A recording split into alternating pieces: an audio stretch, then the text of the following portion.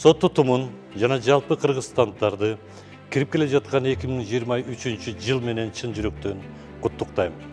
Аруу тилек, илгери үмүт, бийик максаттар менен 2023 жылдын босогосун аттаган турабыз.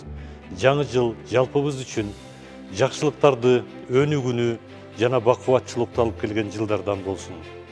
Элибиз аман, журтубуз эсен, коомубузда ынтымак, жергебизде тынчтык ыруулосун. Узап бара жаткан 2022 жыл сот тутум үчүн ийгиликтүү, жакшы жылдардан болду. Сот реформасынын алкагында ротация жүргүзүлүп, иштин сапатына өттүк.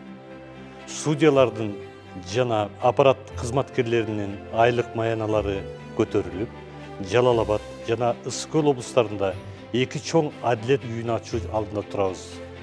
Жаңы конституцияга ылайык сот тутумуна мыйзамдарды демилгөлөө укугу берилип, тийиштүү мыйзам долбоорлору каралып жатат. Эл аралык байланыштар бекемделип, сотторду санариптештирүү иштери жүргүзүлүүдө.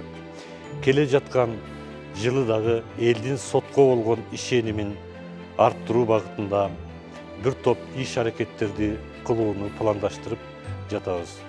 2023 жыл жакшы өзгөрүүлөрдүн, өлкөбүз үчүн зор жетишкендиктердин жылы болот деген үмүттөмүн. Жаңы жылда жалаң жакшылык жылы болуп, алдыга койгон ой максаттар орундалышына тилектешмин. Кыргызстан үчүн, жалпы элибиз үчүн ак жолтой жыл болсун. Жаңы жылыңыздар менен.